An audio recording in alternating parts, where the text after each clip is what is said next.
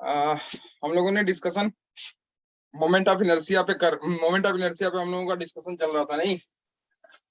Yes क्या में काफी सारे हो गए थे डिस्कशंस, एक आध दो और बच रहा है, बस उसे देख लो, आगे चलते हैं।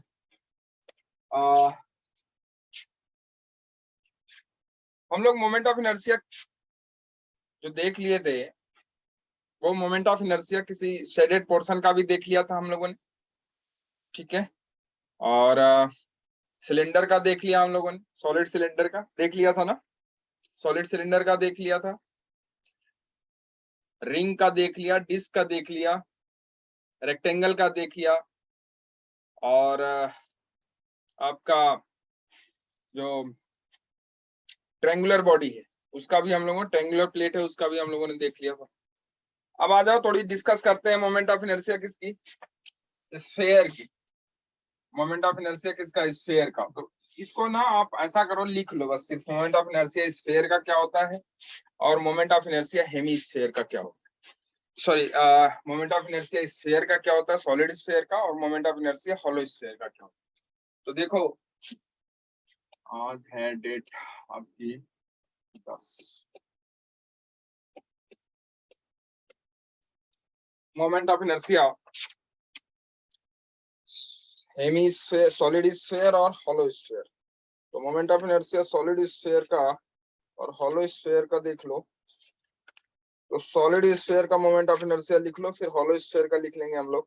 पहले सॉलिड स्फेयर का मोमेंट ऑफ इनर्शिया लिख लो। सॉलिड स्फेयर का मोमेंट ऑफ इनर्शिया उसके रोटेशनल एक्सिस के अबाउट, जैसे मान लो ये सॉलिड स्फेयर है, ये सॉलिड स्फेयर है बच्चे, सपोज करो ये सॉलिड स्फेयर है, इस सॉलिड स्फेयर का मोमेंट ऑफ इनर्शिया वो एक्सिस जो कि उसके डायमीटर से पास, ये सॉलिड स्फेयर मान लो है, और ये सॉलिड स्फेयर है, सॉलिड स्फेयर का मोमेंट ऑफ इनर्शिया उस एक्सिस के अबाउट जो कि इसके डायमीटर से पास। तो डायमीटर से पास होने वाली एक्सिस ये हो, ये डायमीटरल एक्सिस, ठीक है। इस एक्सिस के अबाउट अगर मोमेंट ऑफ इनर्शिया पूछे तो क्या हो जाएगा, अगर मास इसका मान लो बच्चे की m है, कैपिटल M है, और रेडियस इसका r है, r, तो सॉलिड स्फेयर का जो मोमेंट ऑफ इनर्शिया हो जाएगा वो हो जाएगा I is equal to 2/5 mr²। ये है moment of inertia solid sphere का। इसमें कोई ज्यादा दिमाग लगाने की जरूरत नहीं है, याद करने की चीज है, आपको याद होता ही है, सारी चीजें आप याद कर लेते हो, ये भी आप याद कर लो। इसका मोमेंट ऑफ इनर्शिया अगर कोई आपसे पूछे, आप एक्चुअली जनरली ऐसे नहीं पूछा जाता है मोमेंट ऑफ इनर्शिया, मैंने तरीका बताया था आपको कि कैसे पूछा जाता है। तो अगर कोई सॉलिड स्फेयर है, उस सॉलिड स्फेयर का अगर आपको मोमेंट ऑफ इनर्शिया उसके डायमीटर एक्सिस के अबाउट चाहिए, तो डायमीटर एक्सिस के अबाउट सॉलिड स्फेयर का मोमेंट ऑफ इनर्शिया ये होता है। डायमीटर एक्सिस में इसका डायमीटर एक्सिस उसके कहाँ से पास होगा, सेंटर से पास होगा। तो कोई भी एक्सिस मेरे बच्चे, चाहे वो ऐसे हो या चाहे वो ऐसे एक्सिस पास हो रही, सिर्फ एक्सिस कहाँ से जानी चाहिए, उसके सेंटर ऑफ मास से, और सॉरी हाँ, उसके सेंटर ऑफ मास से जानी चाहिए। मतलब कोई भी एक्सिस अगर उसके सेंटर ऑफ मास से जाएगी तो क्या वो डायमीटरल एक्सिस हो जाएगी उसकी, बिल्कुल हो जाएगी। और उसके हर एक्सिस के अबाउट जो मोमेंट ऑफ इनर्शिया होगा वो होगा 2/5 mr²। चलेगा कि नहीं चलेगा, क्लियर है? ठीक है, तो ये लिख लो कि moment of inertia of a solid sphere about its diametral axis, about its diameter is 2/5 mr², 2/5 mr²। ये तो याद रहेगा ना, ठीक है। और अगर हॉलो स्फीयर है तो हॉलो स्फीयर का मोमेंट ऑफ इनर्शिया उसके डायमीटरल एक्सिस के अबाउट। ये मान लो हॉलो स्फीयर है, ये मान लो बच्चे हॉलो स्फीयर है, हॉलो स्फीयर है, ये हॉलो स्फीयर है। इस हॉलो स्फीयर का मोमेंट ऑफ इनर्शिया, जैसे कि मान लो हमने कह दिया कि this is hollow sphere, hollow sphere, इसका रेडियस मान लो कि बच्चे r है, इसका मास मान लो बच्चे m है, तो इसका डायमीटर एक्सिस के अबाउट जो मोमेंट ऑफ इनर्शिया होगा इस एक्सिस के अबाउट, इस एक्सिस, डायमीटरल एक्सिस, ये हॉलो स्फीयर, ठीक है। इसका जो मोमेंट ऑफ इनर्शिया होगा वो होगा I is equal to 2/3 mr square. I is equal to 2/3 mr square. इसका क्या होता है बच्चे, 2/5 mr स्क्वायर सॉलिड का, और हॉलो का होता है 2/3 mr स्क्वायर। 2/3 mr स्क्वायर चलेगा, बोलो। Yes, sir. तो ये हो गया सॉलिड का और हॉलो का, ठीक है, क्लियर है। बाकी हमने बहुत सारा आपको मोमेंट ऑफ इनर्शिया करा दिया था, ठीक है। सर्कल का हो गया, मतलब सर्कुलर प्लेट का हो गया, प्लेट का हो गया, सिलेंडर का हो गया, फिर आपका रिंग का हो गया, डिस्क का हो गया। डिस्क उसी को कहते हैं सॉलिड स्फीयर, हॉलो स्फीयर। किसी एक्सिस के अबाउट कहाँ कैसे निकालते हैं, parallel axis theorem, perpendicular axis theorem, उस पे न्यूमेरिकल, उस पे एक्सरसाइज कि आप उसे निकाल सको, ये सब हम लोगों ने डिस्कस कर लिया था कि नहीं, बताओ, बोलो। Yes, कर लिया sir. था ना। अब Yes, देखो, sir. अब सॉलिड स्फीयर पे, क्योंकि सॉलिड स्फीयर का मोमेंट ऑफ इनर्शिया आज हमने करा दिया आपको, तो सॉलिड स्फीयर पे एक क्वेश्चन देख लो, फिर उसके बाद हम लोग आगे निकल लेते हैं और प्रॉब्लम बनाते हुए बहुत सारे। तो देखो, मोमेंट ऑफ इनर्शिया ये है, न्यूमेरिकल बनाते हैं मोमेंट ऑफ इनर्शिया पे सॉलिड स्फीयर पे। पूछा गया क्वेश्चन है ये, देखो आपसे, और इसको हम लोग डिस्कस कर लेते हैं, छोटा सा है।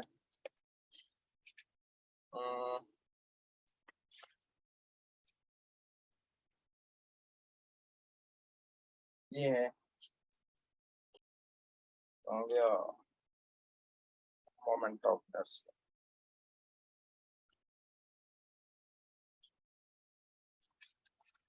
सॉलिड स्फीयर,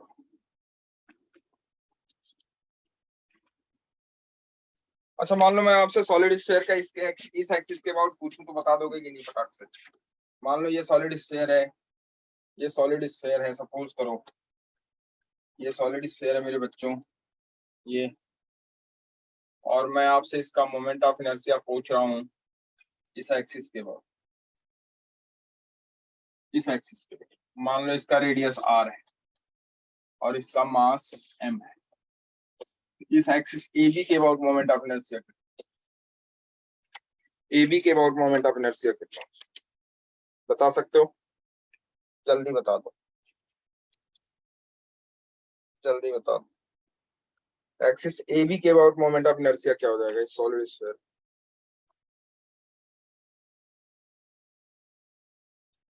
AB के अबाउट मोमेंट ऑफ इनर्शिया इस solid sphere, 7/5 mr square. 7/5 mr square, 7/5 mr square, ठीक है, 7/5 mr square. Good good.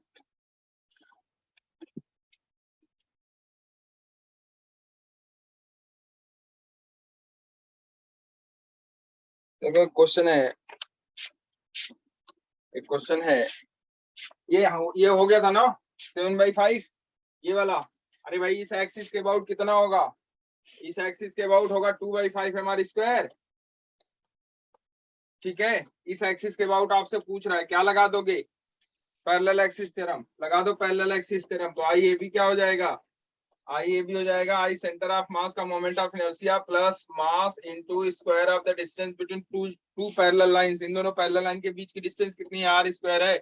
I centre of मास, यही जो मोमेंट ऑफ इनर्शिया इसके सेंटर से पास होगा वही उसका क्या होगा, सेंटर ऑफ मास के अबाउट मोमेंट ऑफ इनर्शिया। तो आई सेंटर ऑफ मास हो जाएगा 2/5 mr square plus mr square. तो कितना हो गया ये, 2/5 mr square plus mr square. तो 2/5 mr square plus mr square अगर देखोगे आप तो हो जाएगा 7/5 mr स्क्वायर। होगा कि नहीं होगा, this will be the moment of inertia, ठीक है, 7/5 mr स्क्वायर। अब देखो हम लोग बात करते हैं, एक क्वेश्चन है, क्वेश्चन से शुरुआत करते हैं हम लोग। लिखो, लिखना क्या है मैं बोल देता हूँ ऐसे ही, इस क्वेश्चन से शुरुआत करते हैं हम लोग।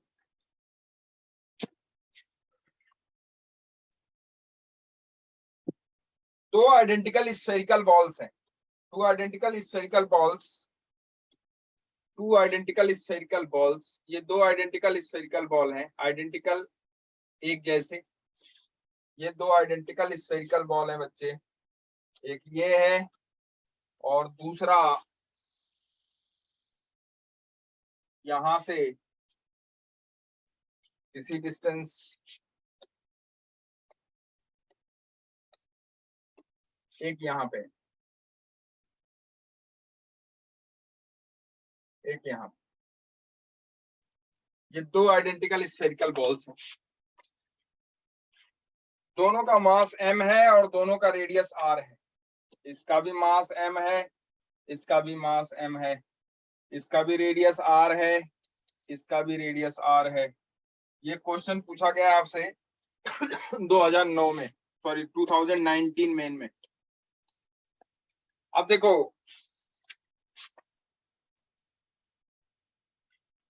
ये दोनों एक रॉड से बंधे हुए हैं, ये रॉड हो गया, मान लो सपोज करो ये रॉड हो गया, इस रॉड से ये दोनों बंधे हैं ऐसे ऐसे, ये दोनों इस रॉड से बंधे हुए, इस रॉड से ऐसे बंधे, ये रॉड हो गया, ठीक है, ये रॉड हो गया, इस रॉड से दोनों बंधे, this is the rod, rod इस रॉड से दोनों बंधे।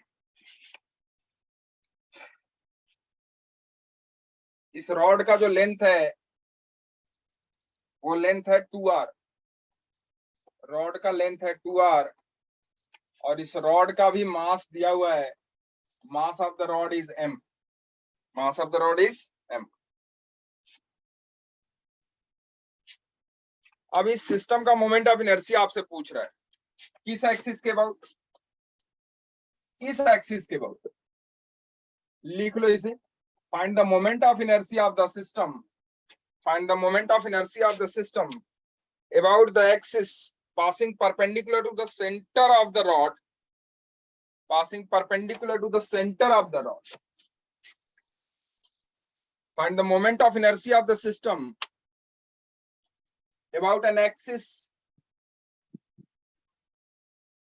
which is perpendicular to the center of the rod. इस रॉड के सेंटर से पास होने वाली एक्सिस के अबाउट आपसे मोमेंट ऑफ इनर्शिया पूछ रहा है। इस रॉड पे ये एक्सिस कैसी है, perpendicular, this axis is the perpendicular on this rod, इसके अबाउट पूछ रहा है आपसे मोमेंट ऑफ इनर्शिया। निकाल सकते हो, बिल्कुल निकाल सकते हो कि नहीं निकाल सकते, निकाल सकते हैं। जल्दी निकालो बच्चे, ऑप्शन दे देता हूं मैं आपको। 2019 में पूछा गया है ये क्वेश्चन आपसे, और मैं इसलिए बार बार ये सब क्वेश्चन आपको दे रहा हूं ताकि आपको कॉन्फिडेंस आपके अंदर आए कि यार हम कर सकते हैं, ठीक है, हम कर सकते हैं। मैं आपको ये जो न्यूमेरिकल देता हूं, और वो भी आईआईटी के पूछे गए न्यूमेरिकल्स इसलिए देता हूं कि आपको ये एहसास हो कि we can do it.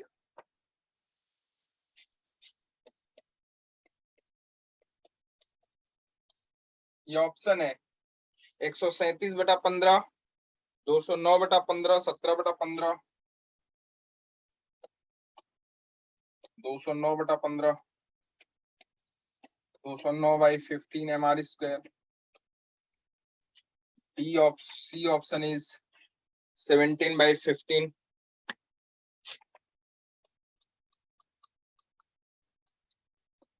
and D option is 152/50।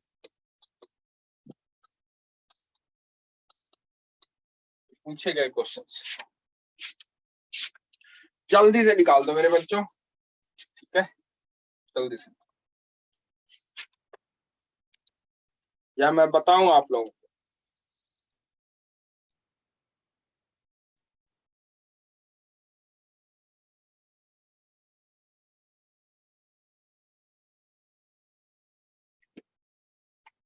निकल जाएगा, बोलो क्या ऑप्शन है।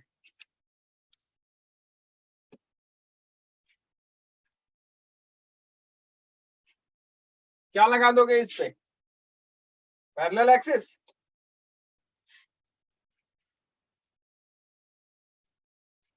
Yes sir. हाँ, एक कितने मास है इस सिस्टम, कितनी बॉडी है इस सिस्टम में, पहले तो ये कैलकुलेट कर। जब भी आपको कंबाइंड बॉडी का मोमेंट ऑफ इनर्शिया निकालने को आए मेरे बच्चों, पहले तो आप ये कैलकुलेट कर लो कि कितनी बॉडीज हैं इसमें, कितनी बॉडीज हैं, 3। एक ये हो गया, एक आपका रॉड हो गया 2, रॉड 2 हो गया, और ये तीनों बॉडी का मोमेंट ऑफ इनर्शिया इसके अबाउट। तो पहली वाली बॉडी का moment of inertia A B के अबाउट बता सकते हो कि नहीं बता सकते हो? बिल्कुल बता सकते हो। 22/5 पहली वाली बॉडी का moment of inertia A B के अबाउट, फिर दूसरी वाली बॉडी का moment of inertia A B के अबाउट, फिर तीसरी वाली बॉडी का moment of inertia A B के अबाउट, और फिर तीनों को क्या करो, ऐड कर दो।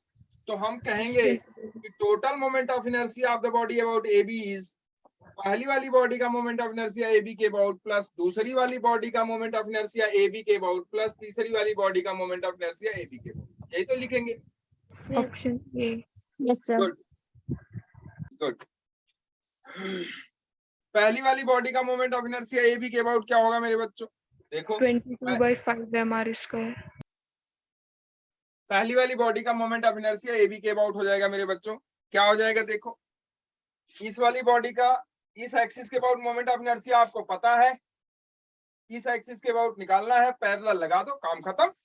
तो आई ए बी, मुझे लगता है आई ए बी 1 जो हो जाएगा, आई ए बी 1 अगर आप लिखना चाहो तो लिख सकते हो कि आई ए बी 1 जो हो जाएगा वो हो जाएगा आपका इस एक्सिस के अबाउट मोमेंट ऑफ इनर्शिया कितना है, 2/5 mr²।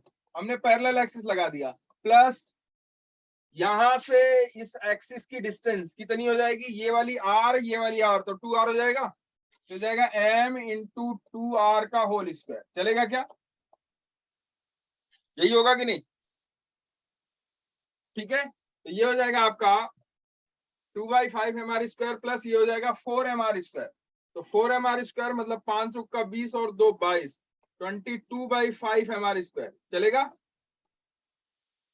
ये तो 1 वाले का होगा, तो जितना 1 वाले का होगा उतना ही तो 3 वाले का भी होगा, क्योंकि वो भी सेम डिस्टेंस पे है और वो भी सेम बॉडी है, सेम डिस्टेंस पे है, सेम बॉडी है, सब कुछ उसका सेम है 1 वाले से। तो जितना 3 वाले का उतना ही 1 वाले का। तो 3 वाले का भी 22/5 mr² और 1 वाले का भी 22/5 mr²। ठीक है, अब बचा 2 वाला। 2 का मोमेंट ऑफ इनर्शिया रॉड है, इसके अबाउट कितना होगा? कितना होता है रॉड का? उसके सेंटर ऑफ मास के उसके उस एक्सिस के अबाउट जो कि उसके सेंटर ऑफ मास से पास हो और उसकी लेंथ के परपेंडिकुलर हो। कितना होता है? mr²/3। mr²/3 होता है। Yes sir. पक्का? सर वैसे तो मुझे उधर 3 आ रहा है। हैं? सर वैसे तो इसको सॉल्व करके 3 आ रहा है। mr²/3 होता है। पक्का? कंफर्म हो जा भाई। यस सर, इसमें 3 आ रहा है। किसमें 3 आ रहा है? क्वेश्चन में। मैं बॉडी 2 की बात कर रहा हूँ,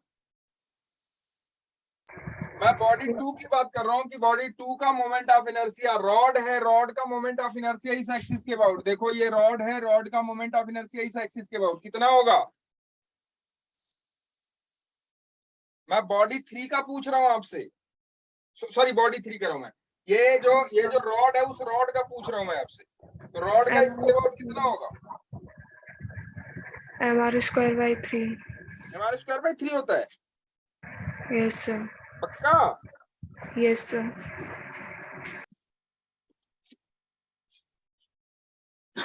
12 किसका होता है? 12 भी होता है क्या किसी का? सर इसका mr²/12 ही होगा, लेकिन यहाँ पे सॉल्व करके mr²/3 आ रहा है आंसर। अरे यार तो ये बोलो ना। सर वही बोला, आपने समझे नहीं यार। अरे बच्चों इधर देखो, ये आपका हो जाएगा r, ये हो जाएगा r, मास कितना है m? सॉल्व करके इधर देखो, तो ये हो जाएगा IAB2, ये हो जाएगा मास m इंटू इसकी टोटल लेंथ कितनी है 2r का होल स्क्वायर डिवाइडेड बाय 12। चलेगा क्या? ml²/12 होता है, टोटल लेंथ इसकी 2r है, तो 2r का स्क्वायर डिवाइडेड बाय 12, तो ये हो जाएगा आपका m into 4r² divided by 12। mr²/3। मुस्कान बच्चे पूरा बोला कर। सब पूरा बोलो, आपकी थोड़ी समझ में नहीं आया था। अच्छा, mr²/3 सीधा कह दिया था नहीं? यस सर, क्योंकि आपने Okay. रॉड का पूछा था ना बीच में। IAB is equal to IAB1 22/5 mr² plus mr²/3 plus 22/5 mr²। ये हो गया आपका। अगर आप एलसीएम लोगे तो हो जाएगा 15, 22 दूना 44, 44 दूना 88, 88। ओ, 3 से मल्टीप्लाई करना पड़ेगा ना। Yes sir. क्या कर 3 से करो कितना आ जाएगा? 44 into 3 plus 5 mr²। सॉरी 5 यहाँ रख। ये हो जाएगा आपका mr²। ये हो जाएगा आपका कितना? 3 चौका 12, 3 चौका 12, 1 13, 132 5, 137, 137/15 mr²। चलेगा क्या? यही तो है, यही है ना? बिल्कुल यही है। तो this is the moment of inertia of that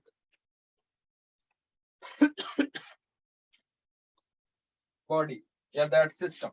आप देखो, एक क्वेश्चन पूछा था 2018 में, 7 identical circular planar discs each of mass m and radius r are welded symmetrically as shown in figure। कह रहे 7 आइडेंटिकल ना डिस्क हैं। कितने? 7 आइडेंटिकल डिस्क। क्वेश्चन है देखो, 7 आइडेंटिकल डिस्क हैं, 7 आइडेंटिकल डिस्क हैं और इनको इस तरीके से रखा है, इस तरीके से।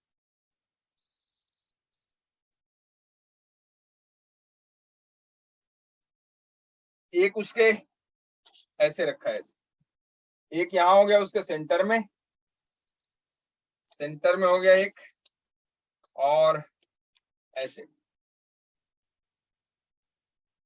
ये सेंटर में हो गया, और उसके चारों तरफ, उसके चारों तरफ ऐसे डिस्क रख दिया उसने, ऐसे।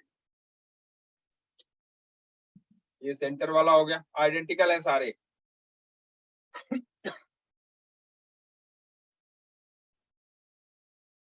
एक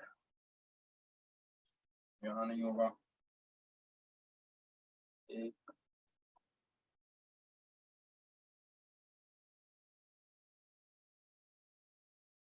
ऐसे, मतलब एक दूसरे से टच्ड है ये, ऐसे।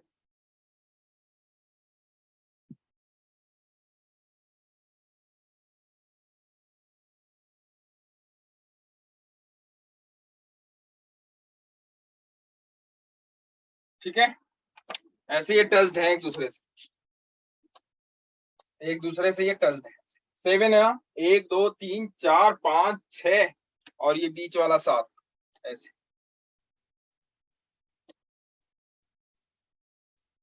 ऐसे है ये बीच वाला 7 हो गया ऐसे। ये थोड़ा सा और ऊपर हो जाएगा, ये वाला, एक सेकंड,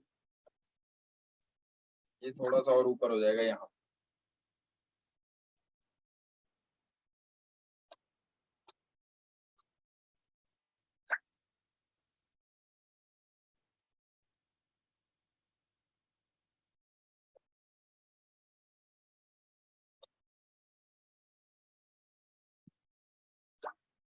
ऐसे है, बना दे रहा हूं मैं, ठीक। ये 7 आइडेंटिकल डिस्क है, सबका मास m है और सबका रेडियस r है। सबका मास m है और सबका रेडियस क्या है? r है। रेडियस सबका r है। As shown in figure, the moment of inertia of the arrangement about an axis normal to the plane and passing through the point P is। एक कोई पॉइंट P है, ये point O है, ये point P है, कोई point P है। तो कह रहा है कि इस अरेंजमेंट का मोमेंट ऑफ इनर्शिया बताओ, किसके अबाउट लिख लो। The moment of inertia of the arrangement about an axis normal to the plane and passing through the point O is, normal to the plane, plane के normal हो और उस point P से पास करे, इसके अबाउट आपको मोमेंट ऑफ इनर्शिया निकालना है। और ये सारा क्या है, डिस्क है। क्या है, डिस्क है। ठीक है, ये सारा डिस्क 2018 में पूछा गया क्वेश्चन है ये, मेंस 2018 मेन 2018 मेन में पूछा गया कि find the moment of inertia of the system about an axis passing through the point P and normal to the plane, point P से पास करे और प्लेन के नॉर्मल हो। ऑप्शन लिख लो, 181/2 mr square,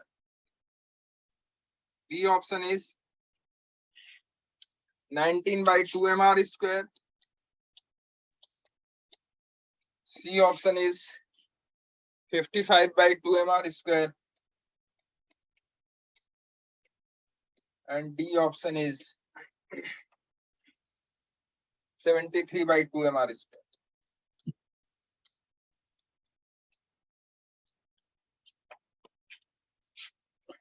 क्या हमें आपको काइनेमेटिक्स ऑफ रोटेशनल मोशन पढ़ाना पड़ेगा?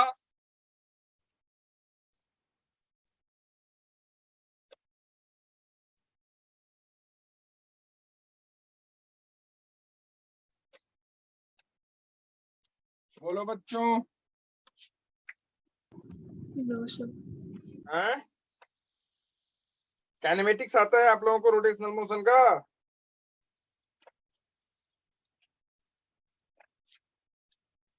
सर पढ़ा देंगे। पढ़ा देंगे? Yes sir. चलो, काइनेमेटिक्स, फिर आता है काइनेटिक्स। ठीक है,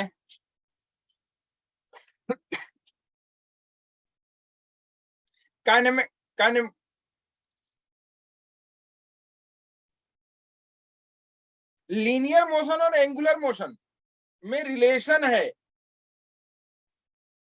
डिस्प्लेसमेंट का, वेलोसिटी का, एक्सेलेरेशन का। ये आता है कि नहीं आप लोगों को? Yes sir. Distance is equal to theta into R, या linear displacement is equal to angular displacement into R, yes v is equal to omega into R, a is equal to R into alpha. आता है आप लोगों को? Yes sir. पढ़ा है? Yes sir. Actually मैं इसलिए पूछ रहा हूँ आप लोगों से कि मुझे कहाँ से शुरू करना होगा ये बता दो। चलो इसका बताओ, पी पॉइंट के अबाउट मैं निकालूं या आप लोग निकाल लोगे? सर निकाल रहे। निकालो फटाफट। 2018 में पूछा गया क्वेश्चन है ये, अच्छा क्वेश्चन है ये।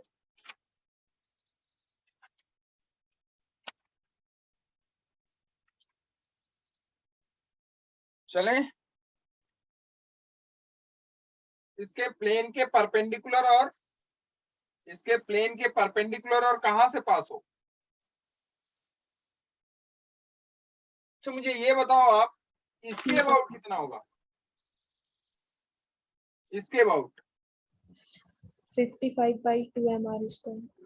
इसके about O point। O point O के अबाउट निकालो, तो पॉइंट ओ के अबाउट क्या हो जाएगा? 7/2 mr square plus 6 into m देखो। into 4r square। गुड, इसका अपना खुद के अबाउट हो जाएगा एक वाले का, पहले वाले का अपना खुद के अबाउट, फिर उसके बाद जो इसके सरकमफरेंस पे सारे हैं, उस सारे सरकमफरेंस पे जो है उन सारे सरकमफरेंस का इसके अबाउट जो मोमेंट ऑफ इनर्शिया हो जाएगा। अगर मैं एक का दिखाऊं तो वही सबका हो जाएगा। तो अगर हम एक का देखें, पहले तो इस वाले का जो सेंटर पे है ये व्हाइट कलर का, इसका अगर मोमेंट ऑफ इनर्शिया आपको पता है, डिस्क का मोमेंट ऑफ इनर्शिया इसके अबाउट कितना होता है, mr स्क्वायर बाई 2। तो ये जो सेंटर पे है, उस सेंटर पे जो डिस्क है, उस डिस्क का हो जाएगा mr स्क्वायर बाई 2 प्लस उसके सरकमफरेंस पे जो है सारे का मोमेंट ऑफ इनर्शिया। अगर एक का देखो तो जो एक का होगा वही भी दूसरे का होगा, वही तीसरे का होगा, वही चौथे का, वही पांचवें का, वही छठे का, सबका वही होगा। Yes sir. तो पहले एक का निकाल लेते हैं। तो ये मान लेते हैं कि ये इस वाले का हम इसके अबाउट निकाल रहे हैं, तो इस वाले का अपने के अबाउट हो जाएगा mr स्क्वायर बाई 2 और यहाँ से ये परपेंडिकुलर डिस्टेंस हो जाएगी 2r यस हो सर। जाएगी। तो ये परपेंडिकुलर डिस्टेंस हो जाएगी 2r, तो यहाँ पैरेलल एक्सिस थ्योरम लग जाएगा दोनों में। तो ये हो जाएगा बच्चे एक का मैं लिख रहा हूं यहाँ पे देखो, एक का, किसी एक का, चाहे इसका, चाहे इसका, चाहे इसका, चाहे इसका, चाहे इसका, चाहे इसका, किसी का भी। तो ये हो जाएगा आपका mr square by 2 plus m into 2r का होल स्क्वायर। चलेगा क्या? ये तो हो गया एक का। ऐसे ही दूसरे का इसके अबाउट हो जाएगा, ऐसे ही तीसरे का, ऐसे ही चौथे का, ऐसे ही पांचवे का, ऐसे ही छठे का। तो टोटल का कितना हो गया मल्टीप्लाई बाई 6। तो ये हो जाएगा बच्चे mr स्क्वायर बाई 2 ओ के अबाउट है ये, प्लस 6 इंटू ये आपका हो जाएगा mr square by 2 plus 4 mr square. तो 4 दूना 8 और 8 1 9, 9 6 54, 54 1 55, 55 बाई 2 mr स्क्वायर। ये तो हो गया ओ के अबाउट। किसके अबाउट? ओ के अबाउट। अब आपको निकालना है पी के अबाउट। तो ओ के अबाउट आपको पता हो गया, पी के अबाउट निकालना है। तो देखो, क्या आप यहाँ पे ये पैरेलल एक्सिस थ्योरम लगा सकते हो क्या? इस Yes, पी के sir. अबाउट अगर आपको निकालना है, इस पी के अबाउट, और आपको ओ के अबाउट पता हो गया, पूरी बॉडी का ओ के अबाउट पता है, पी के अबाउट निकालना है, तो पैरेलल लगा सकते हैं। क्या लगा देंगे पैरेलल में? देखो, I P is equal to centre of mass के अबाउट आपको पता हो गया, क्योंकि इस पूरी बॉडी का सेंटर ऑफ मास कहाँ लाई करेगा? उस ओ पॉइंट पे। ओ पॉइंट के अबाउट आपको पता हो गया, तो इस पूरी बॉडी का उसके सेंटर ऑफ मास के अबाउट जो मोमेंट ऑफ इनर्शिया होगा वो हो गया आई ओ। इस पूरी बॉडी का सेंटर ऑफ मास कहाँ लाई करेगा? यहीं। आप निकाल किस लिए पा रहे हो? क्योंकि आपको पूरी बॉडी का या पूरे सिस्टम का सेंटर ऑफ मास के अबाउट मोमेंट ऑफ इनर्शिया पता हो गया, तभी आप निकाल पा रहे हो, तभी आप पैरेलल एक्सिस थ्योरम लगा पा रहे हो, अदरवाइज नहीं लगा पाते आप। तो ये हो गया आई ओ प्लस आई ओ क्या है? उस पूरे सिस्टम का सेंटर ऑफ मास है, और उस पूरे सिस्टम का सेंटर ऑफ मास के अबाउट मोमेंट ऑफ इनर्शिया। ठीक है, अच्छा, प्लस पूरे सिस्टम का मास कितना हो जाएगा? 7m होगा कि नहीं होगा? Into square of the distance between those two lines. इस लाइन और इस मतलब इस एक्सिस और इस एक्सिस के बीच का डिस्टेंस कितना होगा? 2r। तो ये जाएगा इनटू 2r का होल स्क्वायर। आईओ आपको पता है कितना? 55 by 2 plus 7 Chowk 28, 28 mr square. तो 28 दूना 56। अरे यही तो होगा। अरे सही तो है।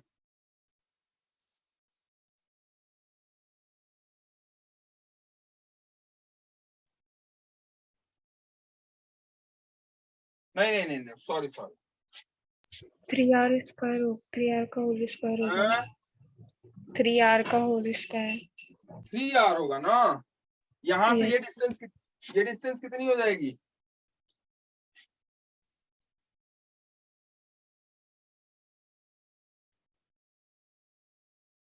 ये डिस्टेंस कितनी हो जाएगी? एक सेकंड बच्चे,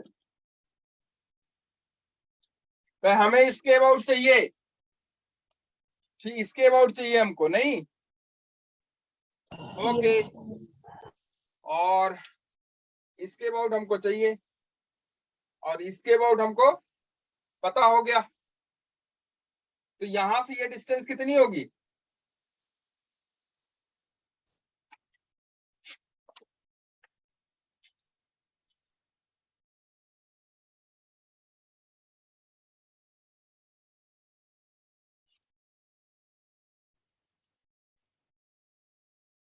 पूरे मास का, इसका खुद के अबाउट।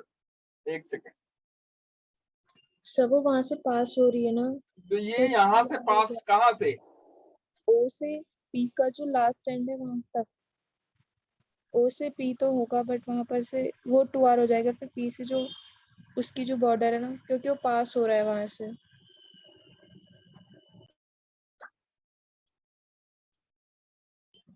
एक सेकंड, क्वेश्चन क्या है एक बार फिर देख पी पॉइंट से पास हो रहा है। एक सेकंड, क्वेश्चन देख लेने दो मुझे। कह रहा है कि 7 identical circular planar discs, each of mass m and radius r are welded symmetrically as shown in figure. ऐसा इस फिगर में दिया गया है। The moment of inertia of the arrangement about an axis normal to the plane and passing through the point P is normal to the plane and passing through the point P is, point P से पास हो रहा है और plane के normal है। Yes तो 3r हो जाता है। पॉइंट पी से पास हो रहा है और प्लेन के नॉर्मल है, ऐसा है क्या? ये वहां दिया से हुआ है, यस ऐसे दिया हुआ है, इसे वेल्ड कर दिया गया है, सबको एक दूसरे से क्या किया गया है? वेल्ड। ठीक, और वेल्ड करके वो कह रहा है कि इस एक्सिस यहां से पॉइंट पी से पास हो रहा है, तो ये वाला डिस्टेंस, ठीक है,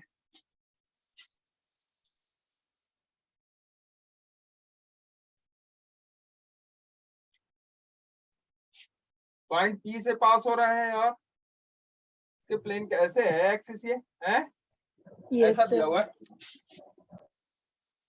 तो ये डिस्टेंस कितनी हो जाएगी? 2r प्लस r, 3r ना। Yes sir. तो ये हो जाएगा आपका I P is equal to I O plus 7m, total का मास कितना है? इनटू यहां से ये डिस्टेंस का स्क्वायर, ये है,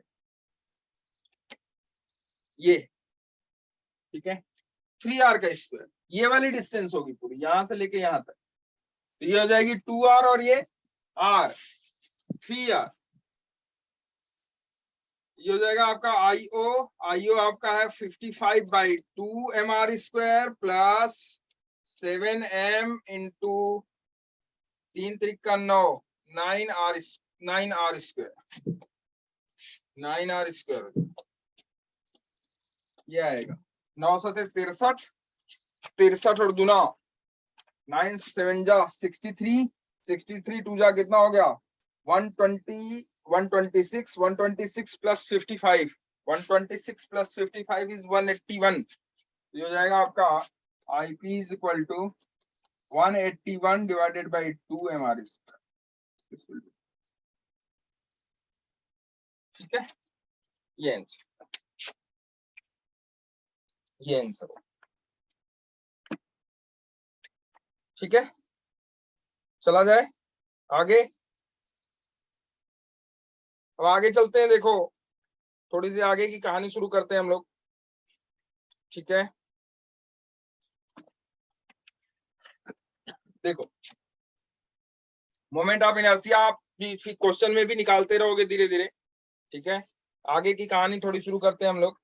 देखो आगे की कहानी क्या है कि लीनियर मोशन का एंगुलर मोशन में रिलेशन जानते हो आप लोग।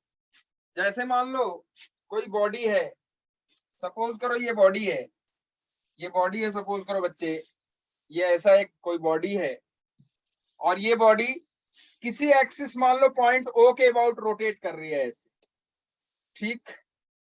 इसका एंगुलर वेलोसिटी ओमेगा है, एंगुलर एक्सेलरेशन अल्फा है, डिस्प्लेसमेंट किसी पार्टिकल का कहीं से कहीं, जैसे मान लो एक पार्टिकल यहाँ है, यहां से मान लो वो डिस्प्लेस करके बी पॉइंट पे पहुंच गया, तो कितना एंगल डिस्प्लेस हो गया वो मान लो थीटा एंगल डिस्प्लेस हो गया। कितना एंगल डिस्प्लेस हो गया? थीटा। ये बॉडी ऐसे मान लो सपोज करो रोटेट कर रही है किसी पॉइंट ओ के अबाउट, किसी पॉइंट ओ के अबाउट। मान लो इस पार्टिकल में एक पॉइंट, एक इस रिजिड बॉडी में हमने एक पॉइंट ले लिया ए। इस पॉइंट ए का जो डिस्प्लेसमेंट है किसी time t is equal to 0 से ये चलना शुरू करता है, और किसी टाइम t पे इसका जो डिस्प्लेसमेंट है वो डिस्प्लेसमेंट, एंगुलर डिस्प्लेसमेंट जो है वो थीटा है। ठीक है, तो जो लीनियर डिस्प्लेसमेंट इसका होगा, लीनियर डिस्प्लेसमेंट, लीनियर डिस्प्लेसमेंट मतलब ये वाली डिस्प्लेसमेंट ना, ये वाली सिर्फ, क्लियर है? जो लीनियर डिस्प्लेसमेंट इसका होगा वो लीनियर डिस्प्लेसमेंट बराबर हो जाएगा, सीधा सीधा लिख लो, मैं इसमें ज्यादा अंदर की तरफ नहीं जा रहा हूं, बस सीधा सीधा आप लिख लो कि लीनियर डिस्प्लेसमेंट इसका क्या होगा। ये होगा angular displacement into, angular displacement into R, into linear displacement is equal to what? Angular. ये देखो एक्चुअली ये क्या है, this is what, this is actually arc. बहुत छोटा सा अगर डिस्टेंस लोगे या बहुत छोटा सा डिस्प्लेसमेंट अगर लोगे तो वो डिस्प्लेसमेंट आपको इस ए का ये का जो ए का जो डिस्प्लेसमेंट है, एक्चुअली अगर बहुत छोटी सी, बहुत छोटा सा डिस्प्लेसमेंट है तो जो डिस्प्लेसमेंट है वही आपका डिस्टेंस हो जाएगा, बहुत छोटे से के लिए, बहुत छोटे से के लिए। तो हम बहुत छोटे से के लिए ही बात करते हैं। तो जो उसका लीनियर डिस्प्लेसमेंट होगा जो कि उसका आर्क है, चूंकि आप जानते हो क्या कि arc is equal to what? Radius into angle. जानते हो कि नहीं? बिल्कुल जानते हो। Arc is equal to radius into angle. तो आर्क जो है वही क्या हो जाएगा? उसका डिस्प्लेसमेंट, वही लीनियर डिस्प्लेसमेंट। तो linear displacement is equal to, बहुत छोटे के लिए बात मैं कर रहा हूं, बहुत छोटे के लिए जो आर्क होगा ना वही उसका शॉर्टेस्ट डिस्टेंस भी हो जाएगा अप्रोक्सीमेटली। तो बहुत छोटे के लिए अगर हम बात करें तो आर्क जो होगा वो रेडियस इंटू एंगल हो जाएगा।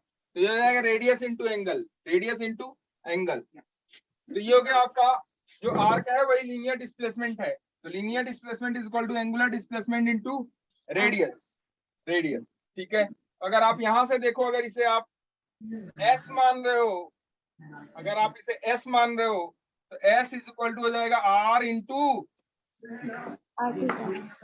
क्लियर है? s is equal to r into theta, s is equal to r into theta. आप देखो s is equal to r into theta हो गया। अगर आप इसे डिफरेंशिएट कर दो, क्या कर दो? इसे डिफरेंशिएट। अगर आप इसे डिफरेंशिएट करते हो तो लीनियर डिस्प्लेसमेंट को डिफरेंशिएट करोगे तो क्या मिलेगा आपको? वेलोसिटी। कौन सी velocity? Linear velocity.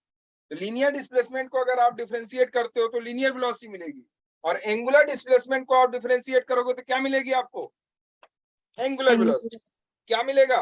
Angular velocity. तो देखो ds इज इक्वल टू, अगर s इज इक्वल टू, देखो आप लिख रहे थे r इंटू थीटा, तो ds इज इक्वल टू क्या? ds by D T. ऐसे मैंने डिफरेंशिएट कर दिया तो हो गया r into D theta by D T, r into D theta by D T, r into, अब ये ds बाई डी टी आपका हो गया वेलोसिटी। तो velocity is equal to r into D theta by D T is what? Omega. D theta by D T is omega. और इस omega को कहते हैं बच्चे, ओमेगा क्या है आपका? ओमेगा है आपका angular velocity. Angular velocity, angular velocity, omega angular velocity. ठीक है, इसे फिर से डिफरेंशिएट करो, ये इक्वेशन सेकंड है। इसे अगर आप फिर से डिफरेंशिएट करोगे तो ये हो जाएगा dv by D T is equal to r into D omega by D T, D omega by D T. तो dv बाई डी टी आपका है, dv बाई डी टी इसको कहते हैं a is equal to r into alpha, r into. तो यहाँ जो a है, अब एक्सेलरेशन आपका दो टाइप का होता है, एक टेंजेंशियल और दूसरा रेडियल। तो ये जो एक्सेलरेशन है, this acceleration is actually tangential acceleration, not radial acceleration. कौन सा एक्सेलरेशन है ये? Tangential. This is tangential acceleration sir. मतलब अब देखो यहाँ मतलब आ गया बच्चे, इसका मतलब सर्कुलर मोशन आपने पढ़ा नहीं। क्या नहीं पढ़ा?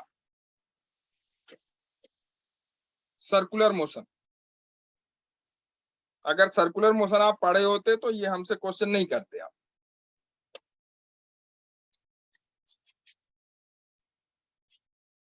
एक्सेलेशन, देखो दो मोशन होता है, एक यूनिफॉर्म और दूसरा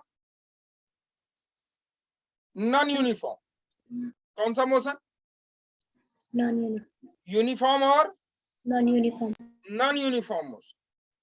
तो अगर मोशन यूनिफॉर्म है, यूनिफॉर्म मोशन से क्या रिलेशन है, क्या समझते हो आप यूनिफॉर्म मोशन से?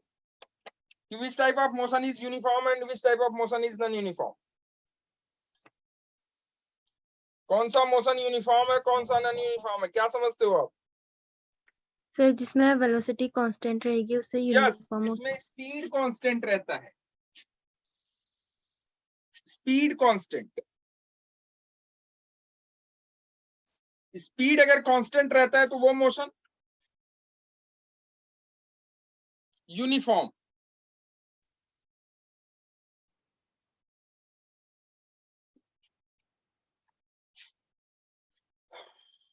कंफ्यूज हो गए पूरी तरीके से या है कुछ दूर करें? देखो इधर, चलो छोड़ दो इसे यहीं पे अभी। इधर देखो बच्चे, किसी बॉडी का जो मोशन होगा,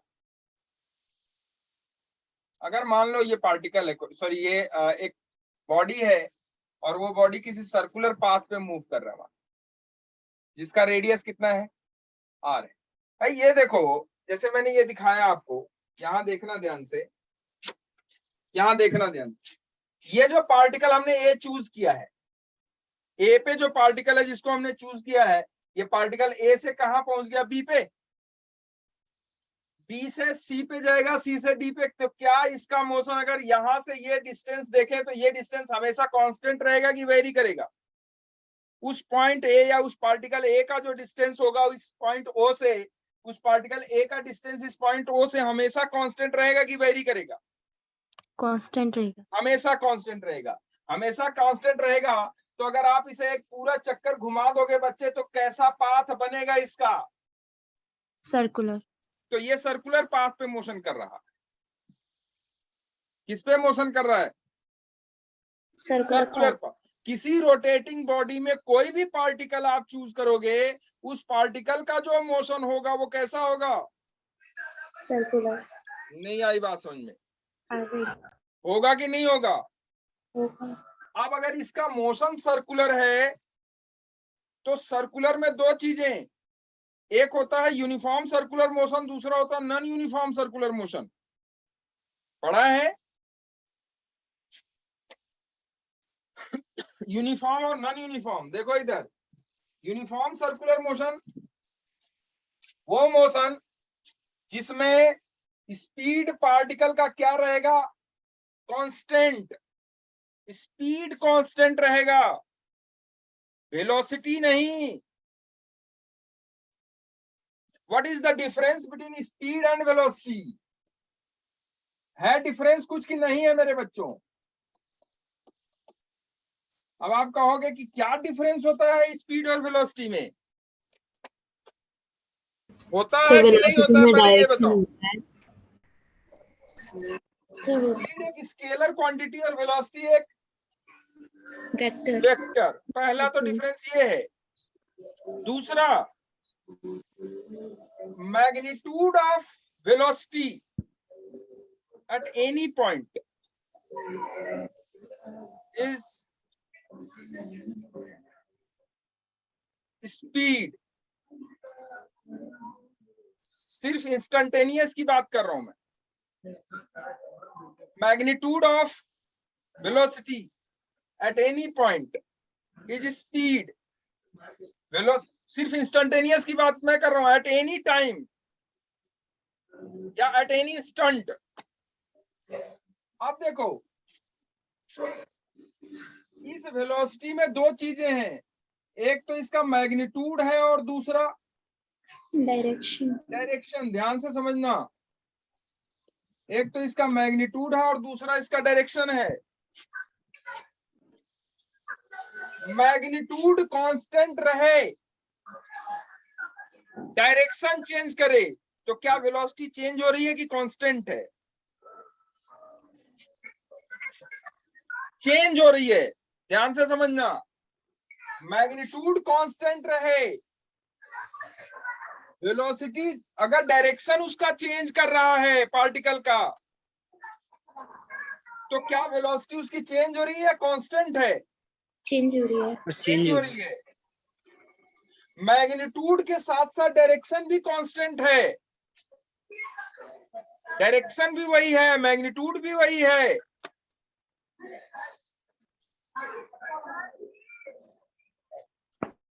तो वो उसे कहते हैं कांस्टेंट वेलोसिटी। क्या कहते हैं उसे? कांस्टेंट। अब देखो यहाँ पे एक पार्टिकल है, मान लो यहां से चलना शुरू करता है मेरे बच्चे, यहां से चलना शुरू करता है, मान लो इस समय उसकी वेलोसिटी हमेशा सर्कुलर पाथ पे किसी भी पार्टिकल की जो वेलोसिटी होती है हमेशा टेंजेंशियल होती है, टेंजेंट के अलोंग होती है। उसका जो डायरेक्शन होता है वो हमेशा क्या होता है, किसी भी पार्टिकल का वेलोसिटी का जो डायरेक्शन होता है हमेशा उस पॉइंट पे क्या होता है, हमेशा टेंजेंट के अलोंग होता है। इसके अलोंग, टेंजेंट के। ये सब दिमाग में रखना आपने कि किसी भी पार्टिकल का किसी पॉइंट पे जो, अगर पार्टिकल सर्कुलर पाथ में मोशन कर रहा है तो किसी भी पार्टिकल का किसी भी पॉइंट पे जो वेलोसिटी का डायरेक्शन होगा हमेशा उसके पाथ के हमेशा उस पॉइंट पे टेंजेंट के अलोंग होगा, टेंजेंट के अलोंग। तो अगर यहाँ ए पार्टिकल की वेलोसिटी यहाँ देखें तो मैग्नीट्यूड वीए और डायरेक्शन अपवर्ड, और यही पार्टिकल अगर यहाँ पहुंचेगा ना कभी जब ये मोशन ऐसे कर रहा है तो जब यहाँ पहुंचा, इस पार्टिकल का जो मैग्नीट्यूड है, अगर मान लो वेलोसिटी का मैग्नीट्यूड की बात करें, मान लो ये 10 मीटर पर सेकंड से चल रहा है, कितने मीटर पर सेकंड से, 10 मीटर पर सेकंड से। तो 10 मीटर पर सेकंड से यहाँ और यहाँ पे भी उसकी वेलोसिटी मान लो, उसकी जो स्पीड है वो कितनी है, वही उतनी जहां जितनी यहाँ है, वो भी 10 मीटर पर सेकंड है। लेकिन क्या यहाँ डायरेक्शन वही रहा कि चेंज कर गया? चेंज कर गया। तो यहाँ इसका डायरेक्शन ये हो गया मेरे बच्चों। मान लो ये पार्टिकल का पॉइंट बी है, तो उस बी उसका जो पार्टिकल का उस बी पॉइंट पे जो वेलोसिटी होगी उसका मैग्नीट्यूड तो 10 मीटर पर सेकंड है, लेकिन उसका डायरेक्शन चेंज कर गया है। कर गया कि नहीं बोलो? Yes sir. कर गया। तो मैग्नीट्यूड 10 मीटर पर सेकंड यहाँ पे भी और यहाँ पे भी, लेकिन यहाँ डायरेक्शन चेंज कर गया। क्या चेंज कर गया? डायरेक्शन।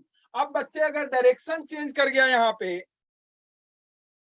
डायरेक्शन चेंज कर गया, अगर यहाँ पे डायरेक्शन चेंज कर गया तो क्या उसकी वेलोसिटी कांस्टेंट है या वेरी कर रही है? वेरी कर रही। चेंज कर। क्लियर है? चेंज यस कर। सर। अगर उसकी वेलोसिटी sir. चेंज कर रही है, जैसा कि यहाँ देख रहे हो आप, इसका मतलब कि ये यूनिफॉर्म मोशन है, नॉन यूनिफॉर्म है?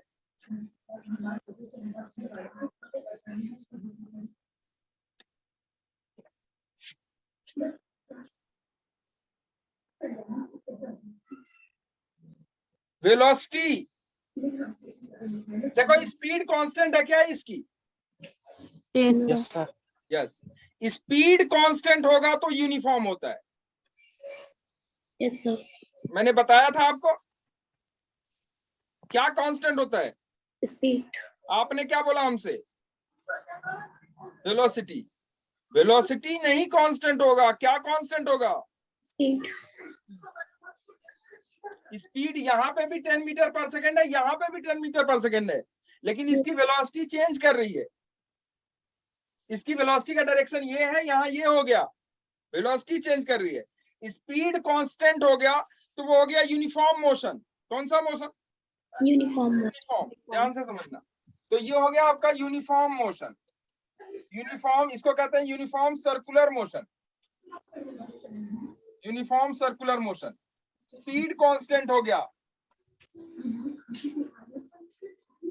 अब स्पीड अगर स्पीड कांस्टेंट है तो क्या उस पार्टिकल में एक्सेलेरेशन है कि नहीं है? है। नहीं है। स्पीड कांस्टेंट होता है तो पार्टिकल में एक्सेलेरेशन नहीं होता, वेलोसिटी नहीं होता।